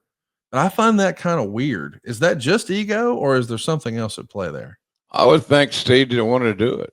Okay, there you go. I would think Steve didn't want to travel to do the photo shoot with Vince just because Steve was Steve. He didn't think he needed it. So, but having Undertaker and Vince on the cover still worked for us because Vince was Austin's adversary. So putting the adversary on the cover just added more fuel to the Austin McMahon fire. I think one of the other stories that bubbles to the surface around this same time is the whole Universal Soldier sequel. Of course, a lot of our younger fans will remember the Universal Soldier movie starring Jean-Claude Van Damme. Well, they're going to get ready to do a sequel to that. And allegedly, the producers of that film wanted Austin. And Austin's agent, Elliot Pollock, I believe at the time, brought the movie up. Austin knew nothing about it. And he told Austin that Goldberg was getting $250,000 for the role. Austin complained to McMahon, who had given him a $50,000 figure and said it was too low.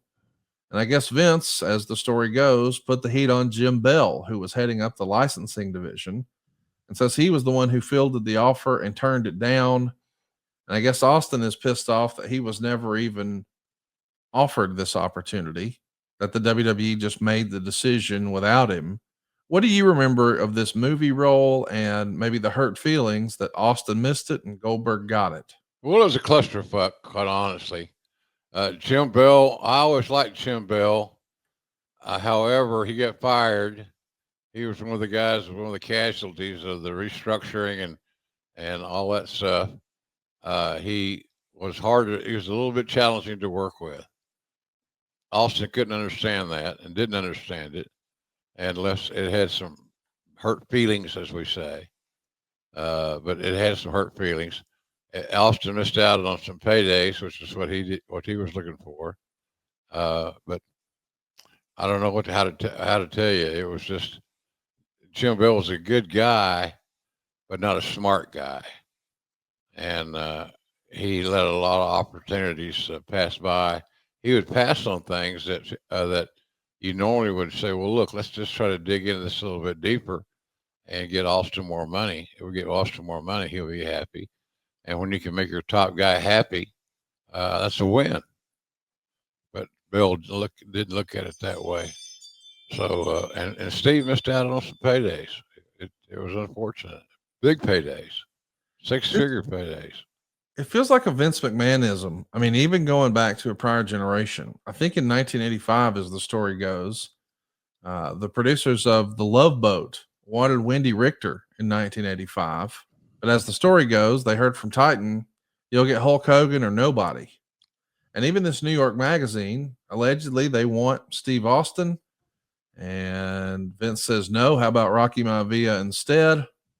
They don't want Rocky. They settle on Vince McMahon. But even there's a story out there that Walmart wanted some sort of sponsorship or promotional deal with the company, and they asked for Austin, and Vince was trying to push The Rock instead. Now, I understand that from a Vince standpoint. We don't want to put all of our eggs in one basket. You know, we've seen what's happened with that before. Do you think Vince was learning from what had happened with Hulk Hogan before and didn't want to make the company too reliant on a single person, have a single point of failure? It could have been. The thing about it was Austin was hot. Yes. And we didn't fully take advantage of that scenario and that timing. And sometimes that timing is not going to last forever. So the Walmart deal, I remember the Walmart deal. And Steve was happy about it and excited about it because he knew that he would sell a lot of merchandise in Walmart. And eventually he did. It was a good partnership, as I recall. So you'd have that information because you did the research and I didn't. But I haven't read the notes yet. Maybe I will later. But Austin was the Walmart thing opened his eyes that, hey, look, this ain't going to be a bad deal. We can make it happen. We should mention that there's an episode or an issue rather of Rolling Stone that comes out near the end of 1998 that gives us a real look into the real life Steve Austin for the first time, really. We are following him around. He goes to a shooting range. He's drinking some Coors Light, driving around listening to heavy metal, shooting, drinking, talking, and sort of bragging about the fact and taking pride in the fact that more guys will watch him wrestle on Monday night than watch Monday Night Football. But he also reveals some things that maybe most wrestling fans don't know, like his birth name was Steve Anderson. And I guess his biological father disappeared early in his life, and he went by the surname of his stepfather. He started watching Houston wrestling back when he was just in the 5th grade, became pretty popular in high school, and was voted Mr. Cowboy, sort of like a homecoming king at Edna High in 1983. And good enough to play football at North Texas State University in Denton, Texas. It's the same college that Kevin and David Von Erich went to. And of course, Austin had watched them on TV for years. And his former head football coach, who remembered him as a clean cut kid with great manners, noted that at his alma mater, Austin was almost like a hero, where they have a lot of kids showing up wearing some of his most offensive shirts to school. I think this is pretty cool that we get a peek into the real life guy behind the character. Steve's always been a pretty private person. Were you surprised that he revealed all of this, even like about his early family history? Because that's something he always keeps pretty close to the vest. Yeah, it was surprising, but it worked. A friend of mine, Bobby Jack Wright, who was an assistant coach at Oklahoma University for years, was the guy that recruited Steve at North Texas. I remember the story that somehow or another there was a lot of winking and nodding going on because Austin had he had written down his 40 time, and that's not what he ran when they got him to school. He was a little slower than they projected, but they loved his attitude. They loved his mental position, and he was excited about that opportunity. Steve was proud to be a part of that football program. And I know in later years, the football program was very happy that Stone Cold Steve Austin was an alumni. He played defensive end there, Conrad, and with a hand on the ground. So he was, that role fit him perfectly. Like an outside pass rusher. He was played defensive end. And was good at it. He did the 40 speed didn't come into play. It didn't keep him from being a starter. So he was a starter at a D1 school, and that's impressive to me. I always thought that was great. No doubt, it's impressive.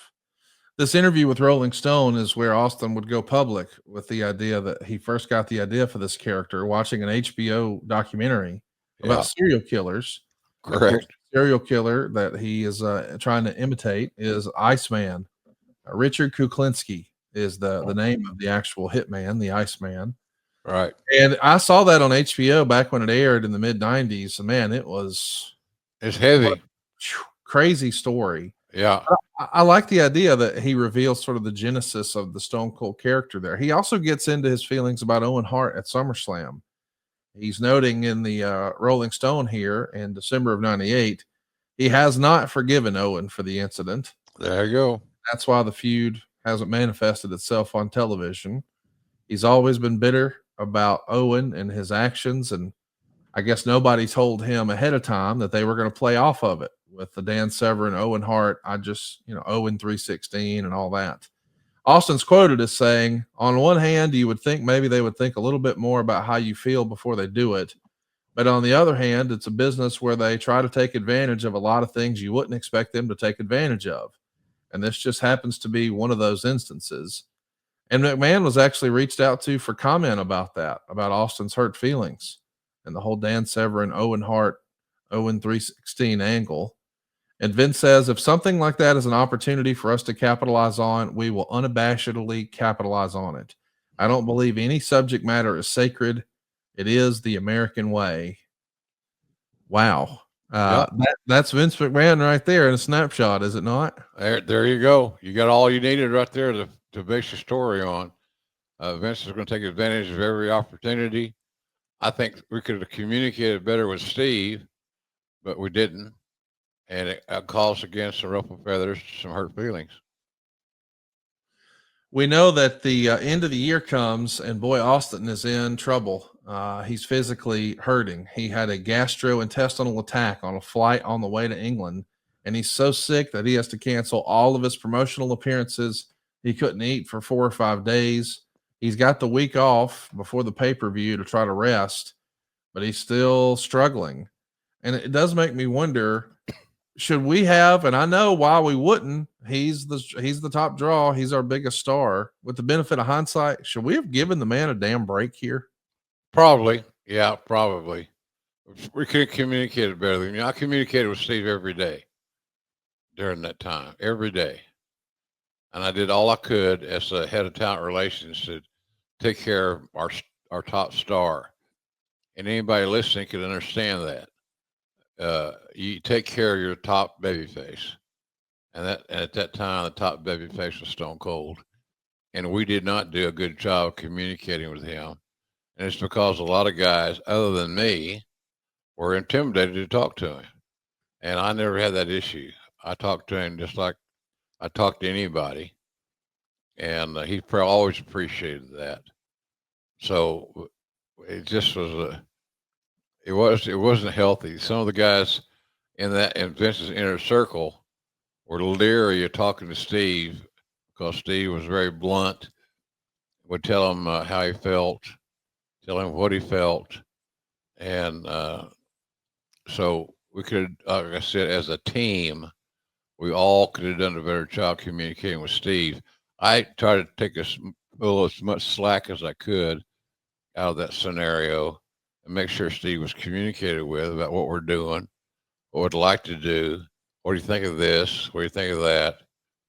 And Steve was one of those guys that he could tell you what creative that he liked and what he thought would work, but he also was very free with his dialogue about what he didn't think would work. And so I'd always share that information first. I'd share it with the inner circle. They'd get pissed off because, we were treating Austin differently. But they didn't understand that you always treat your top guy differently. You just do. And if you don't, you're not a very good wrestling person. So that's kind of how I looked at it. I was kind of left on an island, and that island was me and Austin communicating with each other. And I did the best I could with it. But, Steve had a mind of his own. He was very outspoken, but he had a mind of his own and knew what he was one of those guys that could tell you, as I started to say, he knew what he liked creatively. And if he didn't like it, he would tell you. And then, but he didn't come back with what he wanted to do. It was frustrating, to say the least. But a lot of talents are that way. They can't do their own creative, but they can do what they don't like. And Steve was that guy. He could tell you very readily what he liked and what he didn't like. Then I would share that with Vince's inner circle. And more often than not, they got pissed off because it wasn't what they wanted to hear. But Steve always had a good reason for what he felt and who he was going to work with. So I remember Vince wanted Steve to work with Mark Merrow. And when I remember what town it was, but it was in California. I ended up putting that match as a tag team match just to appease Austin. And Vince was not happy with that decision that I made. He wanted Austin to work with Mark Merrow. And no go. Ain't going to happen. Why is it not going to happen? Because Austin doesn't want to work with Mark Merrow. Well, why? I don't know exactly why, Vince and booking guys, but he just doesn't want to do it, and he's not going to do it. So if you want to get the match in the ring and get the Austin rub, then we can do that. But if you have a problem with this scenario, then we have a bigger problem because he's not going to do it. Well, what we're all going to do is get together this time next week to talk about WrestleMania 15. It's WrestleMania season, and we're going all the way back and partying like it's 1999 next week here on Grilling JR. So if you haven't already, go hit the subscribe button right now at grillingjr.com. Be sure to turn on the notifications bell. JR and I are going to start doing it live, and we want you to join us. You'll be able to interact with JR and ask your questions. So make plans to join us for WrestleMania 15 next week at grillingjr.com. Jim, I never know what to expect when we sit down and click record, but I had a blast talking about the year of Stone Cold 1998 today. He was special, Connie. He was special. Great to be on the show today to talk about Steve, but he was special. There's no doubt about it. He was our top guy, and you treat the top guy differently. Is that politically correct? Probably not. but pro wrestling is not politically correct. And it's on its own self. So, as a matter of fact, I saw where Steve's going to be at WrestleMania doing some signings. Hell yeah. For a pretty good buck. Good for him. The King and I will be there together at a different location. WrestleCon, Lex Luger will be there too. So if you don't have the $8,500 for a WWE Lex Luger meet and greet, WrestleCon can hook you up. Go check them out. And by the way, this weekend, they're getting kicked off in a big way doing some college basketball. I think Oklahoma's probably going to get taken to the woodshed, but we'll talk about that next week. In the meantime, go order right now, jrsbbq.com. I've already got my protein seasoned, ready for tonight. Every morning before I click record on a podcast, I go to the fridge, I pull out a pork chop, I pull out some chicken, I pull out a steak. I cover it in JR's all-purpose seasoning. I let that stuff marinate. And man, come supper time, we're going to be eating good, all because we knew to go to jrsbbq.com. It's good for what ails you, as my grandma used to say. The main event mustard, the Chipotle ketchup, 2 types of barbecue sauce, a hot sauce, the all-purpose seasoning. There's something for everybody, even you collectors. You can get autographed books and trading cards and so much more. I don't know how you do it, Jim. Jack of all trades. I wouldn't say master of none because all these products I've had from you are fantastic. jrsbbq.com is your hookup. And as Jim always says, it costs nothing to look, right, Jim? Not a damn thing. And ladies and gentlemen, I got a lot of signed items on there. Conrad complains to me that I'm too inexpensive. I'm too cheap. I don't price them where they should be. And he may be right. He's usually right. And he may be right. He may be right on this one, but jrsbarbecue.com's got something for everybody. Well, hang on now, Jim. I'm just saying, if you were to go and get a Steve Austin autograph, it'll cost you $800 with WWE. Could we get a JR autograph for less than that at jrsbbq.com? Well, of course you can. Come on now. Of course you can. And the at WrestleCon, at WrestleMania, you'll have an opportunity to sign something, get something signed by the King and I. Without sounding morbid, we're both in our 70s. How many more trips can we make, or will we make? And I love all these signings of Lawler. I told him the other day, I said, since I first started doing signings with you, your signature's improved. Because he's feeling better, and so for him to sign this stuff is a win. It's a win for me. It's a win for everybody. So check it out. There's going to be there's appearances, as we'll put up on the screen, that Lawler and I'll be appearing at together, and I hope you guys will check it out. Fanboy Expo, so it's going to be fun, and Knoxville, but WrestleCon in Las Vegas. Big time. It's a big time deal. So check it out and join us. Just come by and say hi. Come on. We'll see you next week right here at grillingjr.com. Thank you very much for tuning in. We appreciate you guys very much. We love doing this show. I love working with Conrad. And so tune in next week for more. We appreciate you. God bless everybody. And thanks very much for joining us. Hey, it's Conrad Thompson here to tell you a little more about what adfreeshows.com is all about. Get early, ad-free access to more than a dozen of your favorite wrestling podcasts every single week, starting at just $9. That's less than 20 cents an episode each month. And yes, you can listen to them all directly through Apple Podcasts or your regular podcast apps. How easy is that? Ad-free shows also has thousands of hours worth of bonus content and docuseries like Title Chase, Eric Fires Back, Conversations with Conrad, and The Insiders. Plus new series like The Book with David Crockett, Monday Mailbags with Mike Chioda and Nick Patrick, and a whole lot more. And you want to talk about early? You can't get any earlier than listening to the shows live. You can be a part of the live studio audience as we record the podcast. Plus, ride shotgun alongside your favorite childhood heroes for live watch-alongs, Q&As, and other interactive experiences every single month. Come on now, see for yourself what thousands of other wrestling fans from around the world have discovered, that adfreeshows.com is the best value in wrestling. Check it out today, and hey, when you do, the first week is completely free. adfreeshows.com.